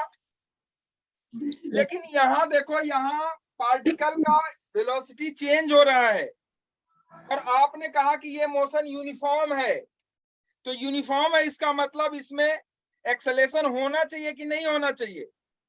नहीं होना। नहीं होना चाहिए। जबकि यहाँ इसकी वेलोसिटी चेंज हो रही है कि हो नहीं हो रही है? नहीं हो रही है। हो रही है। क्यों हो रही है? देख बच्चे, यहाँ इस वेलोसिटी में दो चीजें पकड़ के रखो, पकड़ के रखो, जो मैं बोल रहा हूँ ध्यान से समझो। वेलोसिटी में दो चीजें, एक उसका डायरेक्शन और दूसरा उसका मैग्नीट्यूड। मैग्नीट्यूड। यहाँ इसका मैग्नीट्यूड नहीं चेंज हो रहा है लेकिन डायरेक्शन चेंज हो रही है। तो वेलोसिटी है कि नहीं? वेलोसिटी चेंज हो रही है कि वो नहीं हो रही है? हो रही है। हो रही है। वेलोसिटी चेंज होने का मतलब है कि उसमें एक्सेलेरेशन होना चाहिए। है। ये इसकी वेलोसिटी कौन चेंज कर रहा है? इसकी वेलोसिटी चेंज कर रहा है। इसमें एक अलग से एक्सेलेरेशन कह पाया जाता है जिसको हम लोग कहते हैं रेडियल एक्सेलेरेशन। कौन सा एक्सेलेरेशन? Radial acceleration. इसके रेडियल एक्सेलेरेशन के कारण इसकी वेलोसिटी चेंज हो रही है। नहीं आया।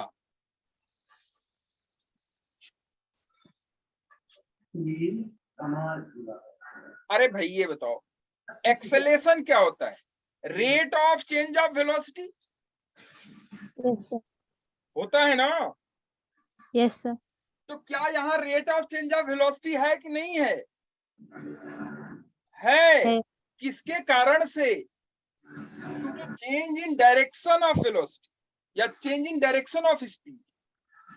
स्पीड के डायरेक्शन के चेंज होने के कारण इसमें वेलोसिटी है, सॉरी इसमें एक्सेलेरेशन।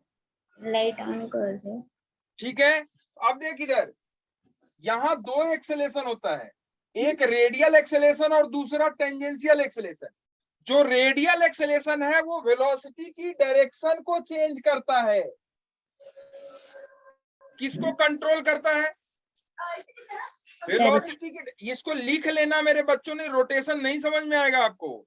जो रेडियल एक्सेलेरेशन है, रेडियल एक्सेलेरेशन वेलोसिटी की डायरेक्शन को कंट्रोल करता है या चेंज करता है। जो टेंजेंशियल एक्सेलेरेशन है वो मैग्नीट्यूड को चेंज करता है। रेडियल एक्सेलेरेशन किसको चेंज करता है? डायरेक्शन को। और टेंजेंशियल एक्सेलेरेशन किसको चेंज करता है? मैग्नीट्यूड को। रेडियल एक्सेलेरेशन ये होता है v²/r। ये आपने पढ़ा होगा शायद, पढ़ा है क्या? Yes sir. v²/r। v is the speed, magnitude of speed of the particle at any point, and r is the radius of the part, radius of the circular path. ठीक है। ये जो v है इसे ऐसे लिखते हैं, radial acceleration is equal to v perpendicular का स्क्वायर डिवाइडेड बाय r। लिख लेना इन सब चीजों को। किसी भी पार्टिकल में, किसी भी सर्कुलर बॉडी में, सर्कुलर बॉडी के सर्कुलर मोशन में टेंजेंशियल एक्सेलेरेशन हो ना हो लेकिन रेडियल जरूर होता है। क्या नहीं हो? टेंजेंशियल हो ना हो इससे कोई मतलब नहीं है, लेकिन रेडियल जरूर होता है। रेडियल जरूर क्यों होता है? मस्ट है रेडियल होना, क्योंकि मेरे बच्चे अगर रेडियल नहीं होगा तो इसकी स्पीड का डायरेक्शन चेंज नहीं होगा, मतलब वेलोसिटी चेंज नहीं होगी। और अगर वेलोसिटी चेंज नहीं होगी तो आप सोचो, ऐसे आप घुमाते हो कोई चीज तो वो घूमेगा नहीं। तो रेडियल एक्सेलेरेशन इसकी डायरेक्शन को कंट्रोल करता है, इसकी डायरेक्शन को। और रेडियल एक्सेलेरेशन हमेशा वेलोसिटी पे परपेंडिकुलर होता है।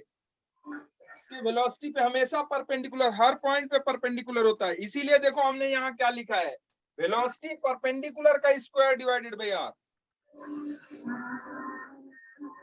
और जो टेंजेंशियल एक्सेलेरेशन होता है वो किसको कंट्रोल करता है? मैग्नीट्यूड। के मैग्नीट्यूड को।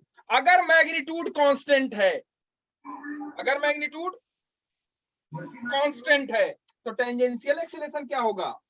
0। 0। तो 10 यहाँ पे 10 यहाँ पे, तो यहाँ टेंजेंशियल एक्सेलरेशन 0 होगा, टेंजेंशियल एक्सेलरेशन 0 होगा। लेकिन रेडियल एक्सेलरेशन होगा, बिल्कुल होगा। कितना? v²/r। v कितना है आपका? 10 का स्क्वायर डिवाइडेड बाई r। अगर मान लो कुछ वैल्यू आपको दे दे रेडियस का, तो 10 का square divided by that the value of that radius, तो वो हो गया रेडियल एक्सेलरेशन। तो टेंजेंशियल एक्सेलरेशन जो होता है मेरे बच्चे, वो हमेशा होता है r इंटू अल्फा। लिख लो इस बात को, r इंटू अल्फा। आई समझ में कि नहीं आई? आई सर। पक्का? Yes sir. लिखना है। तो ये जो टेंजेंशियल एक्सेलरेशन है, वो टेंजेंशियल एक्सेलरेशन उस पार्टिकल की वेलोसिटी के मैग्नीट्यूड को, मतलब उसकी स्पीड को चेंज करता है। ठीक है, उसकी स्पीड को क्या करता है? वो चेंज। ये लिखो, this is AT is equal to r into alpha. Tangential acceleration है इसको, और इसी को हम लोग टोटल एक्सेलरेशन भी कह लेते हैं, मतलब एक्सेलरेशन कह लेते हैं। जबकि ये टोटल एक्सेलरेशन नहीं है, टोटल एक्सेलरेशन AR और AT दोनों मिलके है। अगर टोटल एक्सेलरेशन की बात करोगे तो वो बराबर होगा, देखो। और टेंजेंशियल एक्सेलरेशन की जो डायरेक्शन होती है, वो हमेशा वेलोसिटी की डायरेक्शन में होगी या वेलोसिटी के अपोजिट डायरेक्शन में होगी। टेंजेंशियल एक्सेलरेशन की डायरेक्शन या तो स्पीड जो वेलोसिटी है उसकी डायरेक्शन में होगी, या तो उसके अपोजिट वाले डायरेक्शन में होगी। अगर स्पीड की डायरेक्शन में होगी, अगर स्पीड की डायरेक्शन में होगी तो उसका, सॉरी, वेलोसिटी की अगर डायरेक्शन में होगी तो उसकी वेलोसिटी उसकी जो स्पीड है, वो स्पीड उसकी बढ़ती जाएगी। अगर वेलोसिटी की अपोजिट डायरेक्शन में होगी तो उसकी स्पीड घटती जाएगी। इसे कहेंगे रिटार्डेशन और इसे कहेंगे एक्सेलरेशन। ठीक है? Yes sir. पक्का? Yes sir. Yes sir. Yes sir. Confirm हुआ? Yes sir. तो किसी बॉडी का सर्कुलर पाथ में जो मोशन है, वहां दो एक्सेलरेशन, एक रेडियल और दूसरा टेंजेंशियल। टेंजेंशियल। ये tangential acceleration r into alpha होता है, रेडियल एक्सेलरेशन v²/r होता है। ठीक है, ये डायरेक्शन को चेंज करता है और ये मैग्नीट्यूड को, ये मैग्नीट्यूड को जो है कंट्रोल करता है। यस। ठीक है, ये Yes, sir. कांस्टेंट हो जाए, सॉरी, अगर मैग्नीट्यूड कांस्टेंट हो जाए तो क्या एक्सेलरेशन 0 हो जाता है? क्वेश्चन आपसे पूछा जाता है कि क्या स्पीड कांस्टेंट है तो क्या हमेशा स्पीड कांस्टेंट है, क्या एक्सेलरेशन 0 हो सकता है?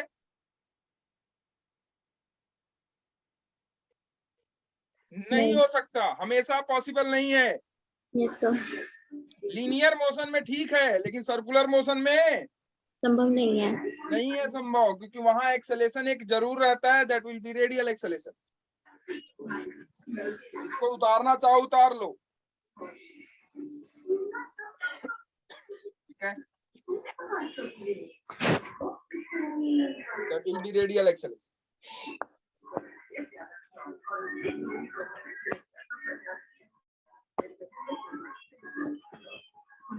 ठीक है बच्चे, यस सर। चलो आगे चलते हैं। अच्छा हाँ, हम एक चीज और बता रहे थे, अगर यूनिफॉर्म सर्कुलर मोशन है तो ये वाला 0 हो जाता है, ये वाला ये रहता है। और अगर नॉन यूनिफॉर्म सर्कुलर मोशन है तो ये दोनों प्रेजेंट होते हैं। नॉन यूनिफॉर्म सर्कुलर मोशन में स्पीड उसकी कांस्टेंट नहीं रहती है, तो ये दोनों प्रेजेंट रहते हैं, दोनों प्रेजेंट रहते हैं। तो टोटल एक्सेलरेशन जो बॉडी पे होता है मेरे बच्चों, वो होता है √AR² प्लस AT²। AR² क्या है? एक्सेलरेशन इन रेडियल डायरेक्शन या एक्सेलरेशन रेडियल एक्सेलरेशन। और ये कौन सा एक्सेलरेशन है? टेंजेंशियल। अगर आप यहाँ ध्यान से देखो तो रेडियल और टेंजेंशियल दोनों एक दूसरे के क्या हैं? परपेंडिकुलर हैं। तो एक्सेलरेशन को वेक्टर फॉर्म में ऐसे भी लिखते हैं सर्कुलर मोशन में, A is equal to AT I cap, sorry ऐसे भी लिखते हैं, A R I cap, positive negative कुछ भी हो सकता है, plus A T J cap, ऐसे भी लिखते हैं। ठीक है, किसी पॉइंट पे ये हमेशा ये वाला एक्स एक्सिस और ये क्या हो जाएगा वाई एक्सिस। जैसे यहाँ देखो तो ये हो गया आपका एक्स एक्सिस, या इसे ऐसे लिखते हैं A R E R cap, आपने कहीं पढ़ा होगा अगर तो मैं ये ऐसे लिखते हैं इसे A R E R cap plus A T E T cap, cap ऐसे। ई आर और ई टी क्या है, unit vector along radial direction, और ई टी क्या है, unit vector along tangential direction. So this is the total acceleration of a particle or body. This is total acceleration. This is total acceleration. ठीक है,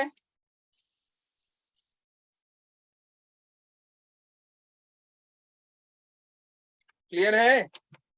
बोलो। Yes, sir. Yes. इसे बच्चे उतार लो फटाफट, बिना इसके काम आगे नहीं बढ़ने वाला। समझ में नहीं आएगा फिर तो तुम लोगों को कुछ भी यार।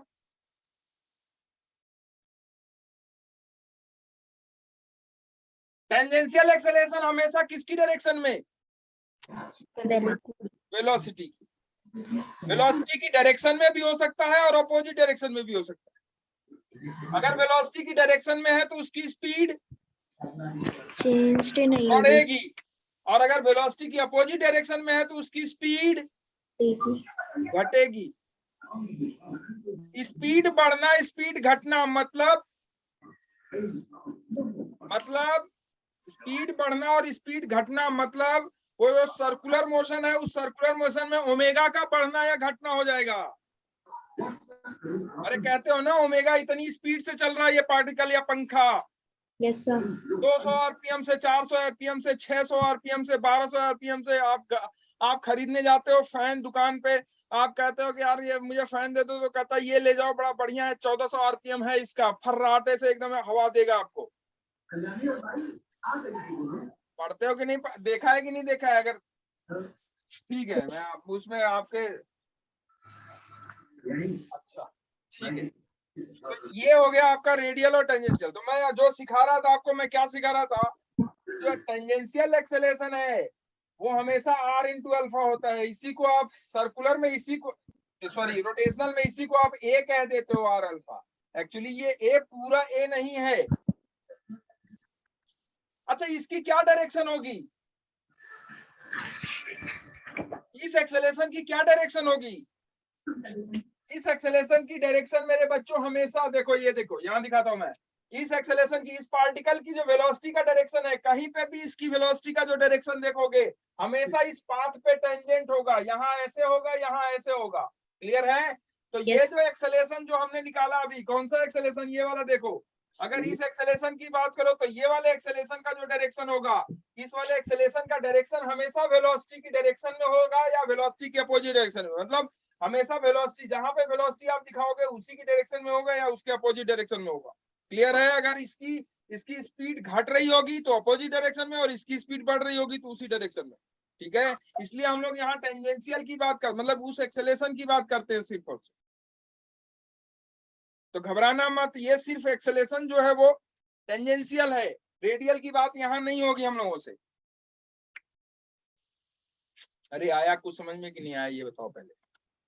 आ गया सर। ठीक है, यस सर। आगे चलो, अब आ जाओ बात करते हैं। तो हम लोग क्या क्या कर लिए, हम लोग ये कर लिए, हम लोग यहाँ निकाल लिए velocity v is equal to r into omega, r into omega. ये क्या देगा आपको, ये क्या देगा, ये क्या देगा, ये फॉर्मूला क्या देगा हमको?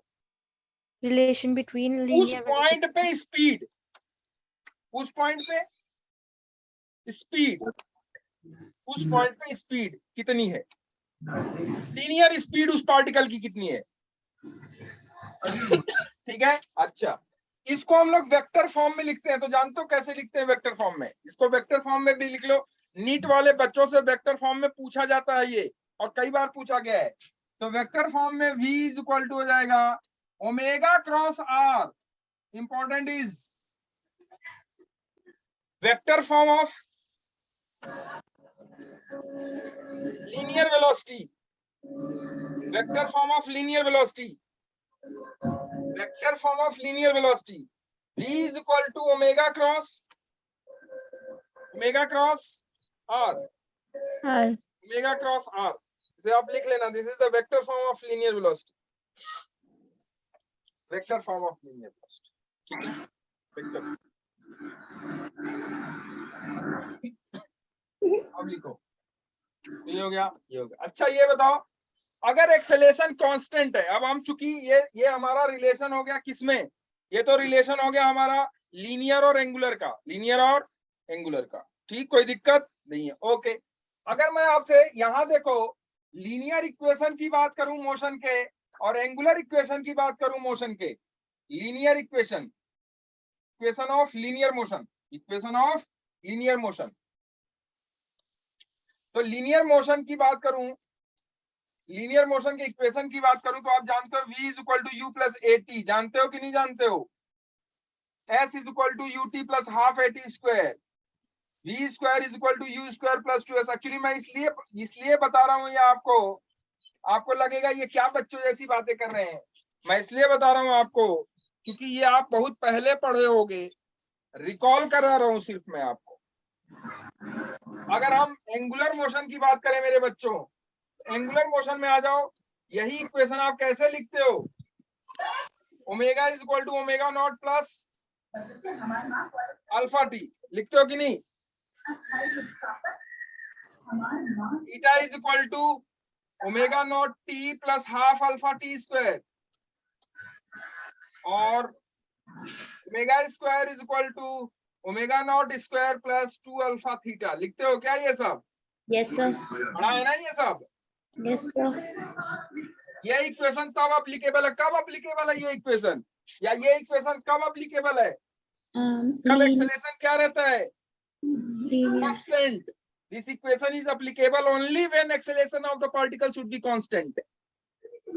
These equations are applicable only when acceleration of the particle should be constant. Linear acceleration यहाँ constant होगा. यहाँ कौन सा acceleration constant होगा? Angular. कौन सा acceleration? Angular. अगर angular acceleration constant होगा तब के लिए applicable है ये. This is applicable only when angular acceleration of the particle is constant. Angular acceleration. Alpha constant हो जाए, आपको ओमेगा पूछ ले, कभी आपको थीटा पूछ ले, एंगुलर वेलोसिटी. ओके, ठीक है. ओमेगा नॉट लिखवाने की जरूरत है क्या है ये सब? ओमेगा क्या है, ओमेगा नॉट क्या है, अल्फा क्या है, थीटा क्या है? लिख लो. देखो थीटा क्या है? Angular displacement. Yes sir. लिख लो इसे. ओमेगा नॉट क्या है? Initial angular velocity. Angular velocity. Yes sir. Initial angular velocity.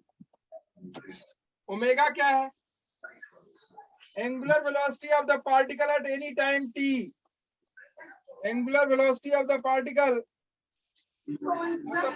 at any time t. At any time t. Angular velocity of the particle at any time t. Alpha angular acceleration. Angular acceleration. Alpha is angular acceleration. Alpha is angular acceleration. ठीक है, बोलो भाई, चलेगा? Yes sir. Alpha is angular acceleration. ठीक है, okay. अब आ जाओ,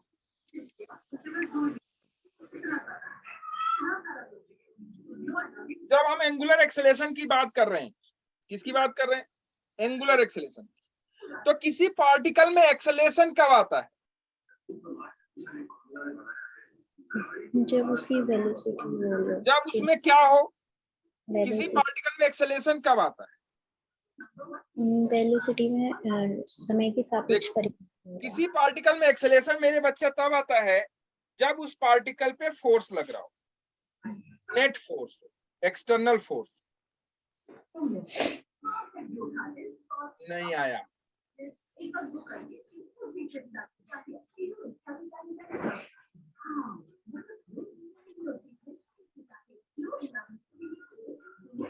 F net is equal to mass into acceleration. पढ़ते हो कि नहीं पढ़ते हो आप? Yes sir. किसी Yes. पार्टिकल में एक्सेलेरेशन तब आता है जब उस पे क्या लगता है? External force. Without external force कोई पार्टिकल में एक्सेलेरेशन नहीं होता, नहीं होता। अगर एक्सेलेरेशन है इसका मतलब उस बॉडी पे या उस पार्टिकल पे नेट फोर्स लग रहा है। तो यहाँ जो एक्सेलेरेशन है उस एक्सेलेरेशन की बात हम लोग करते हैं, वो है हमारा लीनियर एक्सेलेरेशन। और किसी पार्टिकल में एंगुलर एक्सेलेरेशन कब आएगा? एंगुलर एक्सेलेरेशन कब आएगा? जब उस बॉडी पे क्या लगेगा? टॉर्क। नेट टॉर्क या टॉर्क। तो हम लोग अब पढ़ने जा रहे हैं, लिखो टॉर्क क्या होता है? टॉर्क,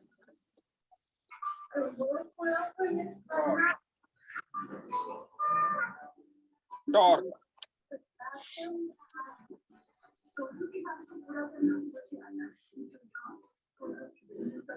टॉर्क को अगर आप समझो ध्यान से तो ये कुछ नहीं है, ये किसी भी बॉडी के घुमाने वाला फोर्स। किसी भी बॉडी के घुमाने वाला, किसी भी बॉडी को किसी एक्सिस या किसी पॉइंट के अबाउट घुमाने वाले फोर्स को क्या कहते हैं? टॉर्क कहते हैं। घुमाने वाले फोर्स को जब हम किसी बॉडी को रोटेट कराते हैं, घुमाते हैं, तो हम घुमाव उसे तभी पाएंगे जब उस बॉडी पे क्या लगेगा? एक torque.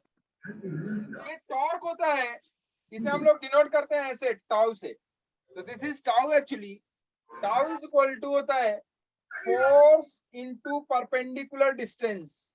Perpendicular distance, perpendicular distance, force into perpendicular distance, force into perpendicular distance.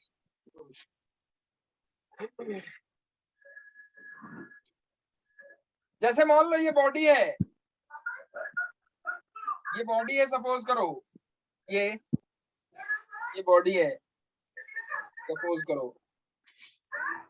और इस बॉडी को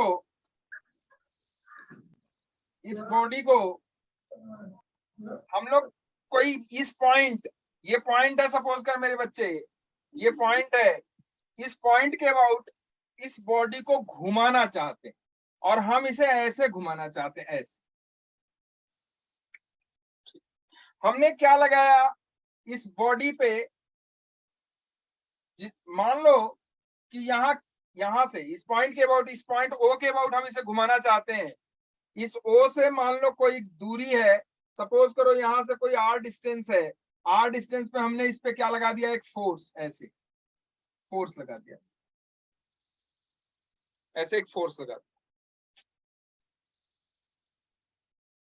इस पॉइंट के अबाउट इस फोर्स के कारण जो टॉर्क होगा, जो मोमेंट होगा इसका, वो बराबर होगा ये फोर्स और इस फोर्स से इस पॉइंट की परपेंडिकुलर डिस्टेंस। ये फोर्स, ये वाला जो फोर्स है वो फोर्स, और इस पॉइंट, जिस पॉइंट के अबाउट आप उसे घुमाना चाहते हो, उस पॉइंट से उस फोर्स की परपेंडिकुलर डिस्टेंस। फिर से समझना, टॉर्क कैसे एक्ट करेगा? टॉर्क होगा force into perpendicular distance. Perpendicular distance का क्या मतलब है? उस फोर्स से उस पॉइंट की, जिस पॉइंट के अबाउट आप उसे घुमाना चाह रहे हो, उस पॉइंट से उस फोर्स की परपेंडिकुलर डिस्टेंस। लंबवत दूरी हिंदी में कहें परपेंडिकुलर डिस्टेंस, तो इसकी अगर मान लो परपेंडिकुलर डिस्टेंस यहां से ये वाली जो डिस्टेंस है, मान लो सपोज करो वो आर है, इस फोर्स और इस डिस्टेंस के बीच ये एंगल कितना है 90 डिग्री। तो जो टॉर्क होगा वो टॉर्क होगा F into R, F into R. ये जो फॉर्मूला है, this formula will give only the magnitude of the torque, क्योंकि टॉर्क क्या है, एक वेक्टर क्वांटिटी, जैसे फोर्स एक वेक्टर क्वांटिटी है ऐसे ही टॉर्क भी एक वेक्टर क्वांटिटी है। तो टॉर्क एक वेक्टर क्वांटिटी है, तो किसी भी घुमाने वाली जो वेक्टर एंगुलर वेक्टर जो क्वांटिटीज है, या इसको हम लोग कहते हैं एक्सियल वेक्टर। कौन सा वेक्टर कहते हैं? Axial vector.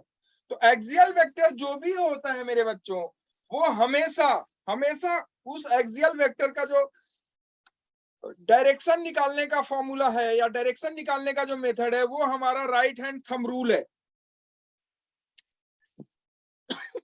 पढ़ा ये आप लोगों ने? फिंगर को कर्ल करते हैं किसके अलोंग? बॉडी के मोशन के अलोंग। जैसे उसका बॉडी का मोशन है, उस बॉडी के मोशन के अलोंग फिंगर को कर्ल करते हैं। थंब की जो डायरेक्शन होती है, वही डायरेक्शन हमारा किसका होता है? वही हमारा डायरेक्शन उस एक्सियल वेक्टर का होता है। जितने भी घूमने वाली बॉडी हैं, उस बॉडी में जो भी उसका डिस्प्लेसमेंट होगा, वेलोसिटी होगा, एक्सेलेरेशन होगा, सब उसका एंगुलर में होता है। और जितना भी एंगुलर में चीजें होती हैं, चाहे वो एंगुलर वेलोसिटी हो, एंगुलर एक्सेलेरेशन हो, एंगुलर डिस्प्लेसमेंट हो, इन सब का जो डायरेक्शन निकालने का तरीका होता है, वो तरीका हमारा यही है। Call the right hand thumb या right hand finger along the direction of motion of the body, then thumb will give the direction of axial vector। तो ये जो टॉर्क है, ये टॉर्क हमारा एक वेक्टर है जिसको हम लोग एक्सियल वेक्टर कहते हैं। एक्सियल वेक्टर, इस टॉर्क का जो डायरेक्शन होगा, अगर आप ध्यान से देखो तो ये इस बॉडी को कैसे घुमा रहा है, क्लॉकवाइज की एंटी क्लॉकवाइज? ये जो फोर्स है, ये फोर्स इस बॉडी को इस पॉइंट के अबाउट कैसे घुमा रहा है? ये क्लॉकवाइज। तो क्लॉकवाइज अगर घुमाएगा तो आप देखो, क्लॉकवाइज घुमाने के लिए ऐसे घुमाएगा क्लॉकवाइज, तो थंब किधर जा रहा है? अंदर, ऐसे। ठीक है, तो इस एक्सियल वेक्टर की जो डायरेक्शन होगी हमेशा उस एक्सिस के अलोंग होगी, जिस एक्सिस के अबाउट ये क्या हो रहा है? घूम रहा है। ठीक है, तो यहाँ हम लोग सिर्फ और सिर्फ इसकी अगर हम बात करें तो यहाँ हम लोग कह देते हैं सिर्फ क्लॉकवाइज या एंटी क्लॉकवाइज। क्या कह देते हैं इसे? क्लॉकवाइज या एंटी क्लॉकवाइज। अगर क्लॉकवाइज है तो क्लॉकवाइज और एंटी क्लॉकवाइज है तो एंटी। और ये वाला फॉर्मूला हमको क्या देगा मेरे बच्चों? सिर्फ मैग्नीट्यूड। क्या देगा हमको? मैग्नीट्यूड। डायरेक्शन हम कैसे निकालेंगे? Right hand thumb rule. ठीक है, कल हम लोग इस पे चर्चा करेंगे और मोस्ट इंपॉर्टेंट टॉपिक है ये समझ में आया तो आपको समझ लो रोटेशन अब समझ में आने लगा। मोमेंट ऑफ इनर्शिया हमने निकाल ही लिया, अब हम टॉर्क सिखा देंगे आपको, टॉर्क निकालना सिखा देंगे। मोमेंट ऑफ इनर्शिया आपको आ ही गया है, टॉर्क निकालना सीख जाओगे तो टॉर्क इज इक्वल टू होता है आपका आई इंटू अल्फा। आई इंटू अल्फा। आई क्या है? जैसे यहाँ कोई बॉडी लीनियर मोशन कर रही है तो लीनियर मोशन में जो नेट फोर्स होता है वो बराबर होता है मास इंटू एक्सेलेरेशन के। ऐसे ही कोई बॉडी अगर रोटेशन कर रही है तो रोटेशनल का फोर्स कौन सा? टॉर्क। किसी बॉडी के रोटेट कराने का या किसी बॉडी के रोटेशनल मोशन का जो फोर्स है वो कौन सा? उसको क्या कहते हैं हम लोग? टॉर्क कहते हैं। तो टॉर्क इज इक्वल टू क्या हो जाएगा? यहाँ F net is equal to mass into acceleration है, तो रोटेशनल बॉडी का मास कौन? Moment of inertia. और रोटेशनल बॉडी का एक्सेलेरेशन अल्फा। अल्फा। क्लियर है? Yes sir. तो अगर हम ये निकालना सीख जाएंगे, ये हमने निकाल लिया है, तो क्या हम उस बॉडी का एक्सेलेरेशन निकाल सकते हैं कि नहीं निकाल सकते हैं? Yes sir. क्योंकि ये डायरेक्टली नहीं लगता है, ये जैसे फोर्स लगता है 10 न्यूटन का, आपने फोर्स लगा दिया, क्या लगा दिया, 10 न्यूटन का फोर्स। तो 10 न्यूटन का फोर्स लगाने पे कितना टॉर्क लग रहा है उस पॉइंट के अबाउट, वो निकालना पड़ेगा आपको। लगता ये फोर्स ही है, लगता ये आप किसी चीज को फोर्स लगा के ही घुमाते हो, इस फोर्स के कारण इस पॉइंट पे कितना टॉर्क लगा, वो टॉर्क की कैलकुलेशन हम लोग करेंगे। तो जब टॉर्क की कैलकुलेशन हो जाएगी, आई आपको पता ही है, तो क्या एंगुलर एक्सेलरेशन आप निकाल पाओगे कि नहीं निकाल पाओगे? Yes sir. तो कल हम लोग क्या सीखेंगे, टॉर्क निकालना सीखेंगे। और टॉर्क निकालना सीख गए, मोमेंट ऑफ इनर्शिया निकालना सीख गए हो, तो अल्फा निकाल लोगे। अल्फा निकाल लोगे तो उस पार्टिकल की वेलोसिटी, उस पार्टिकल का एंगुलर मोमेंटम, उस पार्टिकल का, हाँ एंगुलर मोमेंटम उस पार्टिकल का, मतलब जो भी आप चाहो, किसी भी पार्टिकल का, जैसे कोई पार्टिकल यहाँ पे, कोई आपसे पूछे इसका एंगुलर मोमेंटम कितना होगा, कोई पार्टिकल आप यहाँ पे पूछे कोई आपसे कि इसकी एंगुलर वेलोसिटी कितनी है, तो सब आप निकाल सकते हो। क्लियर है? Yes sir. कल हम लोग चर्चा करेंगे इस पे थोड़ा।